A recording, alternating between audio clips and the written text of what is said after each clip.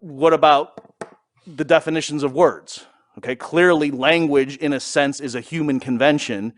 That's, what the definition of words is not analogous to the charge on an electron. It's much closer, I think you would agree with me, to this, to say who owns Mama Goldberg's, and yet that's not arbitrary either. And so let's spend just a minute on this. What happens, you might say, well, who determines what words mean, right? If there's some dispute over the meaning of a particular term, right? So somebody says, well, that Paul Krugman, he's such an oxymoron, right? And so other people might say, he's a moron perhaps, but he's not an oxymoron. I think you're using that word wrong. And you're like, no, that's what it means. It means he's a super moron. You're like, no, so how do you resolve that? You go and you look in a dictionary and you look up oxymoron to see what it says, okay? So does that mean the people who publish Webster's dictionary get to define words? Are they the authorities on what words mean? Superficially, you might say yes. You might say, yeah, because look at what we just did. If we have a disagreement, we go to the book. But no, let's think that through a little bit more carefully. If Webster's put out its new edition of the dictionary next year, and in it, the word up, UP, the definition it gave was tending to move towards the floor, what would happen? It's not that we would all say, I stand corrected. I've been using that word wrong my whole life. Right? That's not what people would mock them. They would screenshot it, put it around Twitter, mocking them like, who are the wizards that let this one slip through the quality control process? Because how would we describe it? Webster's published the wrong definition. We would know that is wrong. That's not what that word means.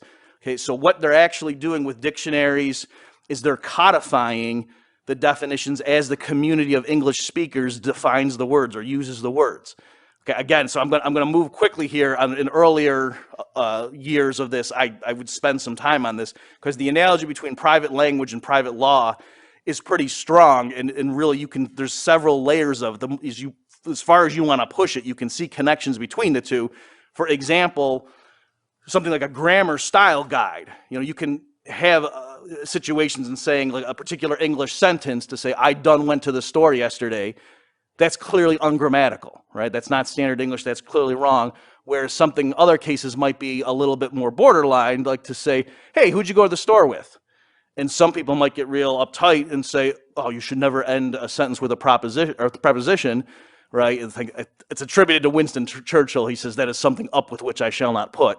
But I don't know if he actually said that. But you can see that, it's cumbersome sometimes. You say, with whom did you go to the store yesterday, right? You see, and so people can argue about whether it's ungrammatical or preferred, and there can be borderline cases, and that's what happens when it comes to private law.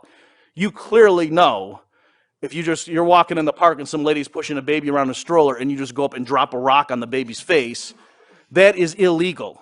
You just broke the law, right? There's no doubt about that. No reputable legal scholar would possibly dispute.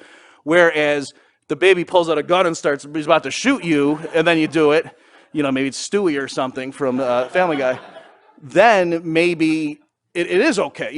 So it's more borderline, right? So you see what I'm saying, that's the type of thing, just like with style guides and so on. So that's the analogy, you can really push that. But clearly, my point here is, if you said who's in charge of the English language, you could answer, you could say nobody, and that there's a sense in which that's true, or you could say the English-speaking community, because notice, if you go and read Shakespeare, that's English, but it's not our English, right? There's the way that was written, there's things in there that, how now, Polonius, and stuff like that, and it's not the way we would talk now, but yet it's not German either. It's English, but it's changed over time. So definitions, styles change, and yet there is a sense at any given moment, there's a fact of the matter, is this a grammatical sentence, or is this person using this word correctly here?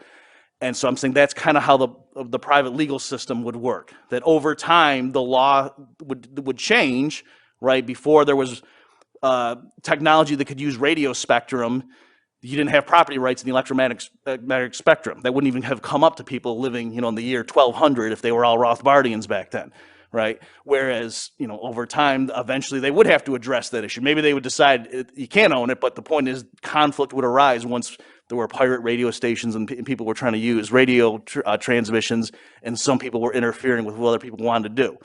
All right, so that's a pretty good analogy, I think, for that element.